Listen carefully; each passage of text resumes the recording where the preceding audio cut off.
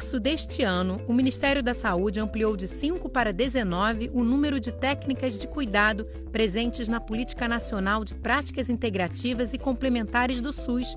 Meditação, yoga, musicoterapia e chantala são algumas das terapias que passaram a ser oferecidas pelo Sistema Único de Saúde. É esse o assunto do Bate-Papo na Saúde de hoje. E quem conversa comigo é a naturóloga Neila Lopes Moraes, técnica da Frente Parlamentar Mista de Práticas Integrativas em Saúde e membro da Rede PIX.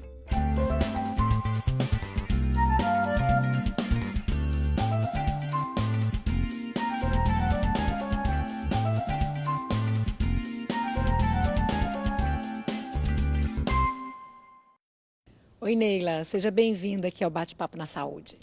Olá, Marcela, muito obrigada pelo convite. Muito bom estar aqui com vocês. Neila, começa explicando para a gente em que contexto que a Política Nacional de Práticas Integrativas ela foi criada. Ela é de 2006, né?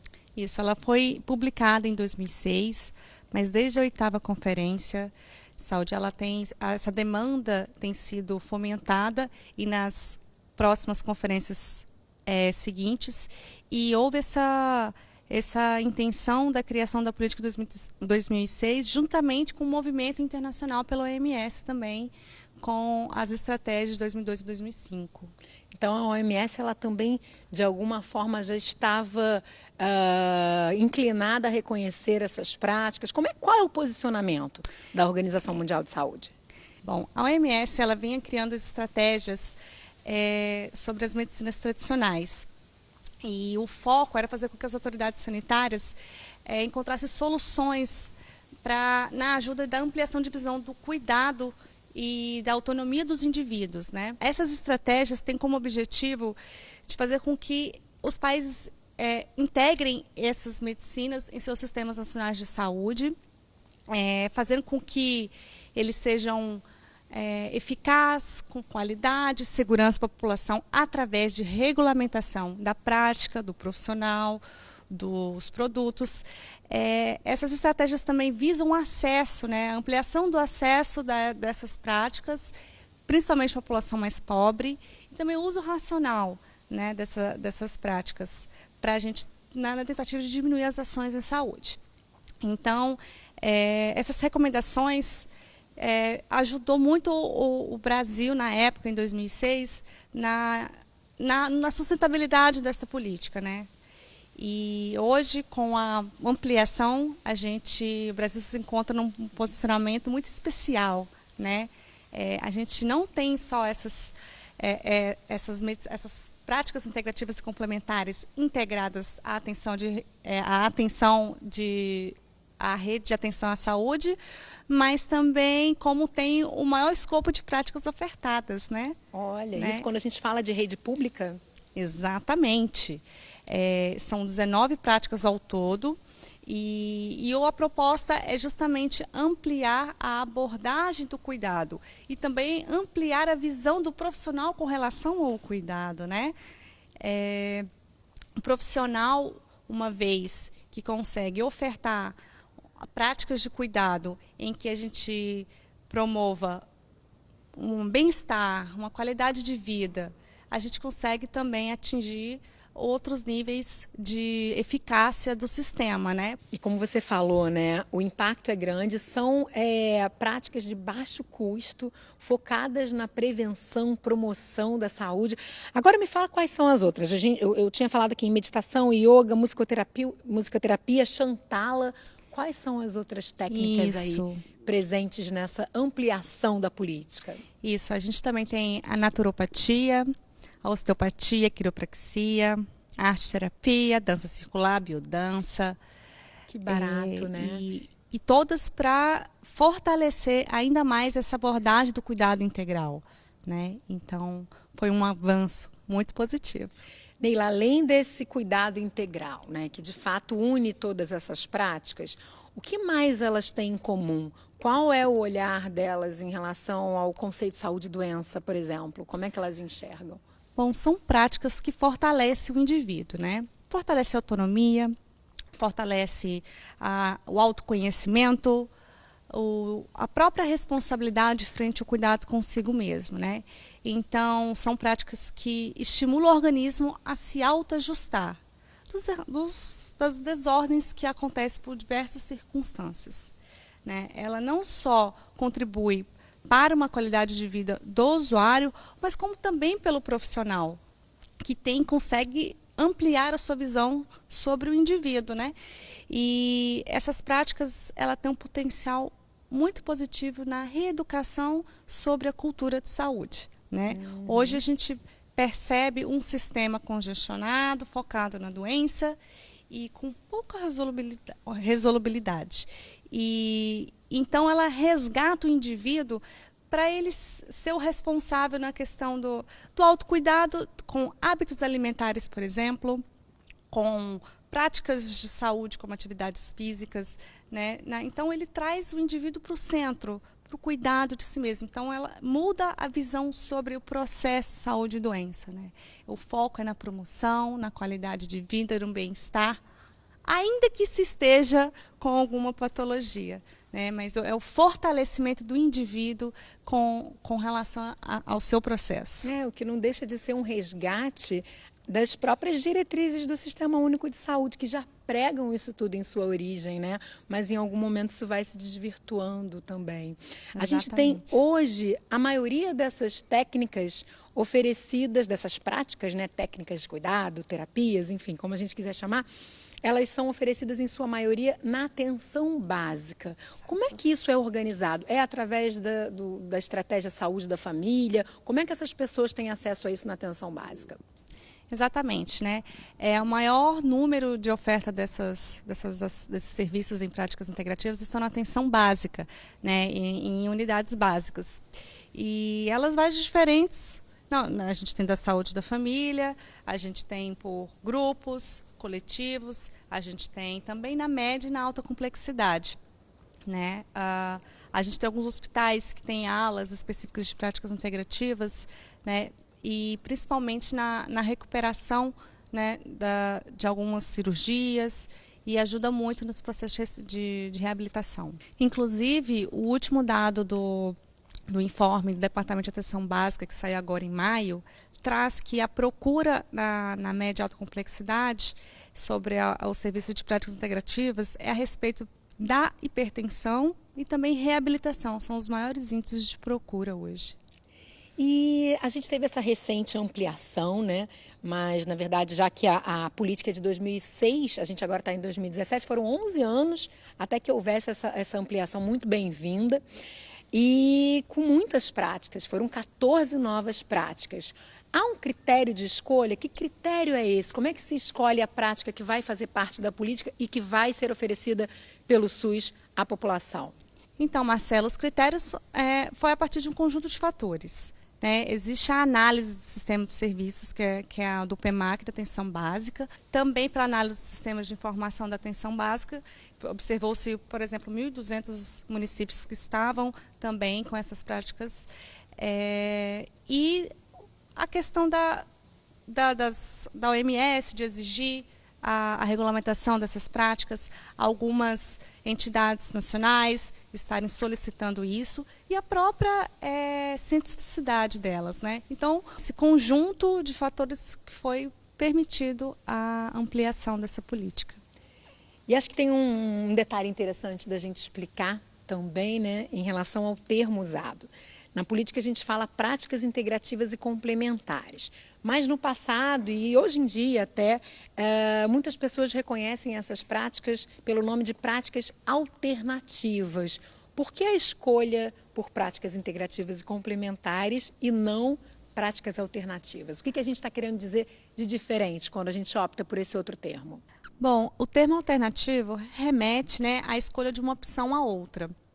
E a perspectiva das práticas integrativas é justamente fazer com que essas abordagens integrem aos serviços convencionais de saúde, né? Então, no contexto brasileiro, as práticas integrativas, elas não estão à parte, né, da rede de serviços de atenção à saúde. Isso é bem interessante, né? Mas me dá uma curiosidade para entender como é que isso acontece na prática, no dia a dia, porque você já tem ali a medicina convencional funcionando no SUS, e aí de repente vem a técnica, a prática integrativa e complementar, que tem os seus médicos, tem seus terapeutas. Como é que isso conversa, né? Como é que isso no dia a dia se dá, esse diálogo e essa convivência? O médico da medicina convencional, ele vai te encaminhar para a técnica integrativa e complementar, para aquela terapia, ou a pessoa pode chegar já demandando aquele cuidado? Como é que isso é? Muitas vezes isso depende de cada região, de cada município, né?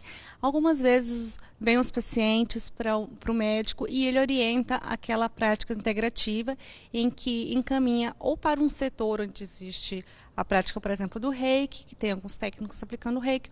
O próprio profissional também ele pode estar utilizando do seu tempo, do seu espaço, também para alguma das outras práticas. E ao optar por uma prática integrativa, em que a gente consegue resolver problema de dores, por exemplo, com alguma prática, por exemplo, da acupuntura, da auriculoterapia, ao invés de analgésicos e anti-inflamatórios, isso faz com que a gente torne o sistema ainda mais eficaz, né? E fazer com que o próprio gestor direcione aquele recurso que seria usado para aquela causa específica para realmente quem necessita. É aquilo que a gente estava conversando, né? É interessante para o SUS. Então, nada melhor que essas práticas conversem com a medicina convencional e consigam oferecer ao cidadão, ao usuário do SUS, a melhor opção para curar seus males, né? Para promover saúde e prevenir doenças, né, Neila? Com certeza. E educar em saúde, né, que é o mais importante, né? Aproveitar a oportunidade de usar essas técnicas para trazer um autoconhecimento e dizer que são práticas, por ser de baixo alto custo, são acessíveis, né? Muitas vezes em casa a gente tem alguma planta medicinal, por exemplo, a hortelã, em que muitas vezes a gente utiliza nas nossas práticas culinárias, mas é uma planta que pode ajudar em outras disfunções. Então, a educação em saúde direcionada para algumas disfunções, ela tem um potencial muito grande de realmente resgatar essa autonomia, esse fortalecimento do indivíduo. Perfeito, Neila. A gente vai fazer um rápido intervalo e voltamos já já com um bate-papo na saúde. Não sai daí. Mas o maior objetivo é a criação de um observatório nacional de práticas integrativas e que esse observatório venha também compor o centro de pesquisa da OMS. É um objetivo que a gente espera alcançar.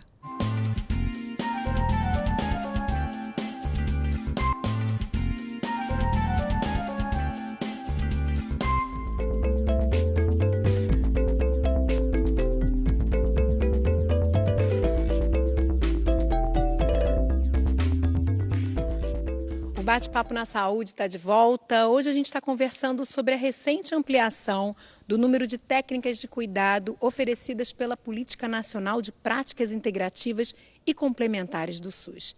E a nossa convidada é Neila Lopes Moraes. Ela é técnica da Frente Parlamentar Mista de Práticas Integrativas em Saúde e também membro da Rede PIX.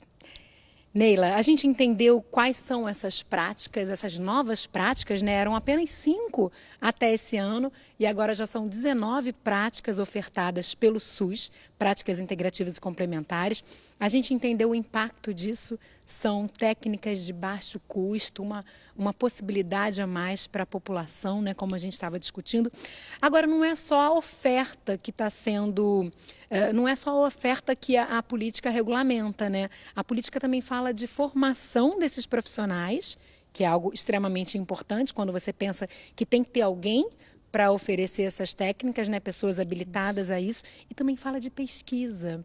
Comenta um pouco isso para a gente. A formação e a pesquisa é um incentivo que o Departamento de Atenção Básica dá justamente para os gestores fazerem essa implementação e a ampliação das práticas.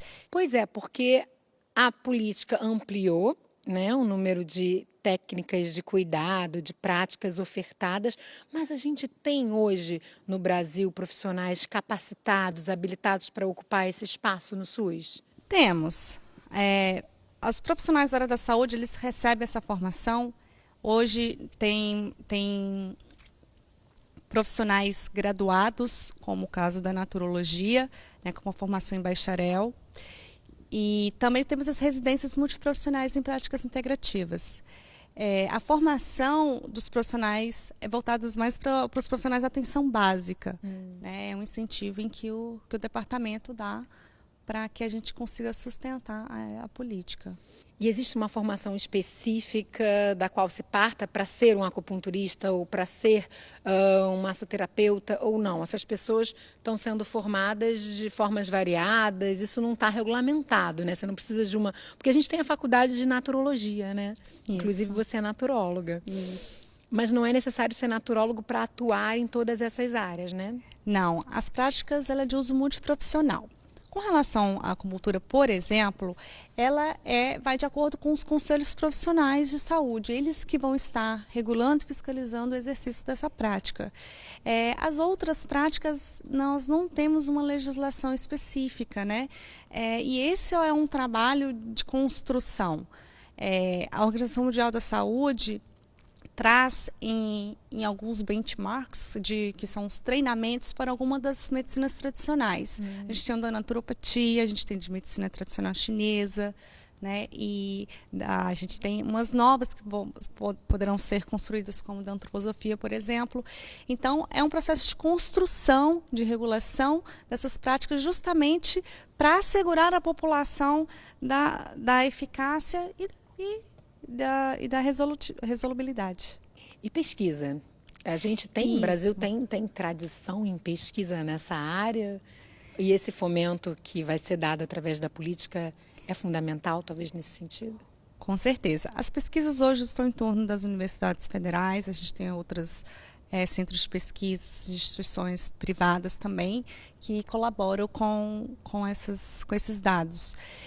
Mas o maior objetivo é a criação de um observatório nacional de práticas integrativas. E que esse observatório venha também compor o centro de pesquisa da OMS. É um objetivo que a gente espera alcançar. E Neila, como é que é o custeio dessa política e da inclusão dessas novas práticas? Em que setor, quando a gente fala de SUS, né? Onde que ele está alocado? Bom, o recurso hoje das práticas integrativas estão na atenção básica, que é o piso da atenção básica, o PAB. Mas a gente tem a acupuntura, por exemplo, e outras práticas que estão em torno do exercício da acupuntura, elas estão voltadas para outros recursos da média e alta complexidade. Por incrível que pareça, a gente está tramitando em toda a atenção de rede à Então, os saúde. recursos saem de setores variados, mas principalmente está na atenção básica. A maior parte da atenção básica. Até porque, quando a gente fala de oferta, né, eu tenho dados aqui de 2016, a oferta está mais concentrada mesmo na atenção básica, como você comentou. E eu queria trazer outro assunto, na verdade, que é sobre a oferta no Brasil. A gente tem 56% de municípios, né, que de alguma maneira oferecem ao menos uma das práticas integrativas e complementares presentes hoje na política nacional. E eu queria que você falasse um pouquinho desse número, se é satisfatório, se há uma perspectiva de aumento por conta da ampliação da política. O recurso é da atenção básica do município, né? Então, assim, com relação a esses dados sobre os 56% dos municípios, 100% das capitais, foi um dado do Sistema de Informação da Atenção Básica que trouxe para a gente uma realidade de mais de 2 milhões de atendimentos, né, ofertados em 2016. E isso para atendimentos individuais. E a gente também tem os atendimentos coletivos. E aí que tem mais de 200 mil atendimentos coletivos, uma perspectiva de alcance de mais de 3 milhões de usuários. A intenção é cada vez mais ampliar, né, essa oferta. O maior problema que nós encontramos hoje é a desinformação de alguns gestores, né, sobre a política de práticas. E com o melhoramento dos sistemas de informação e também com a formação dos profissionais e o incentivo também à pesquisa, a gente faz com que a gente consiga alcançar a expansão. E o usuário, percebendo da importância que traz para a sua qualidade de vida, para a sua promoção da saúde, para o seu bem-estar, ele precisa fazer com que o gestor faça a análise dessa demanda da região, né? Então, solicitar, olha, nós gostaríamos de ter essas práticas em nosso local, em nossa região, né? Então, é uma co-construção, né? E também vindo dos profissionais da saúde. Por que não, né? Conversar com o gestor, até porque também facilita mais também o entendimento sobre essas práticas, né? A informação. Então, eu acho que o usuário, o gestor e o profissional da área da saúde têm um papel importantíssimo na construção dessa abordagem integral da saúde. Vocês enfrentam ainda algum tipo de resistência? E se houver, que tipo de resistência é essa? Baseada em que tipo de argumento ou falta de conhecimento mesmo em relação às práticas? Bom, com relação à expansão e também, sobre o entendimento dessas práticas, a desinformação, a meu ver, é um dos maiores problemas. É um obstáculo, né? É um obstáculo. Não se discute mais se elas têm ação ou se elas funcionam ou não. A gente tem inúmeras pesquisas científicas, né? Não só aqui no Brasil, mas no mundo inteiro, né? É uma prerrogativa, na verdade, é uma recomendação da OMS, né? Então, a desinformação gera, talvez, um pouco o preconceito, gera insegurança, porque o gestor vai ter que optar, né? Dentro, por exemplo, do piso da atenção básica, ele vai ter que escolher entre uma ou outra política em que ele vai investir, né? Então, ao entender que essa política pode trazer muito benefício, não só para o usuário, que é o principal, mas também para o sistema, faz com que ele opte por este cuidado para ajudar nas outras questões, principalmente hoje que o recurso está bem pouco, né? Uma questão de conhecimento, né? Porque respaldo a gente tem da OMS, tem toda essa capilarização que você citou, estimulando esse gestor a tomar essa iniciativa. Exatamente. A gente está chegando ao final. Quero que você conte para a gente o que é a Rede Pix. Você é membro dessa rede, né? Rede de atores sociais de práticas integrativas e complementares. Que rede é essa? Ela tem algum tipo de... Pode ser a origem desse observatório que você citou um pouquinho antes? Tem alguma relação? Explica para a gente. Isso. A rede é uma rede nacional de atores sociais, né? Ela foi criada no segundo encontro nordestino de práticas integrativas em 2015. É uma rede, é um espaço horizontal de debate, de reflexão, de comunicação, de fortalecimento da política de saúde. E é nesse espaço em que a gente consegue traçar algumas dessas estratégias. O observatório, posso dizer que nasceu na Rede Pix, né, e levou para o Ministério, em um dos debates com a Secretaria de Atenção à Saúde, justamente a importância da criação desse observatório.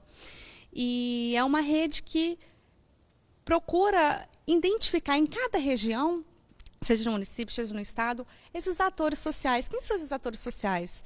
Podem ser as universidades, aí os que ensinam, os que formam, os que estudam, os que se beneficiam, que são os usuários, os políticos, né, dentre outros. Então, todos são atores. E é uma rede mesmo horizontal. E o que mais importante é que o alcance da rede hoje, em 2 anos, quase 2 anos praticamente, nós temos em torno aí de 100 entidades, digamos, 20 secretarias de saúde, estadual e municipal, mais de 15 entidades profissionais da área da saúde.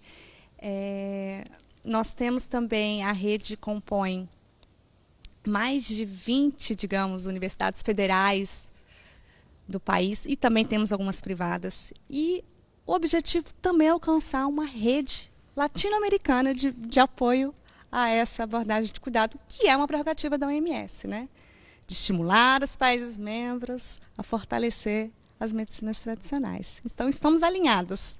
Maravilha, parabéns, viu, pela rede, vida longa Política Nacional de Práticas Integrativas e Complementares. Que bom que os usuários do SUS agora têm acesso. A gente sabe que fora do sistema público são práticas às vezes, difíceis de você acessar, são caras muitas vezes para você pagar fora do sistema. Então, você tendo isso no sistema é muito interessante. Espero que assim continue, que em breve nós tenhamos novas práticas também a serem ofertadas. Isso mesmo, a gente acredita muito nessa proposta. Então, continuamos caminhando e trabalhando para isso. Tá bom? Neila, muito obrigada pela sua presença aqui com a gente hoje, viu? Eu que agradeço. Até uma próxima. Se Deus quiser. E o Bate-Papo na Saúde de hoje fica por aqui. Na próxima semana você confere mais uma conversa que ajuda na efetivação e construção do SUS. Até lá!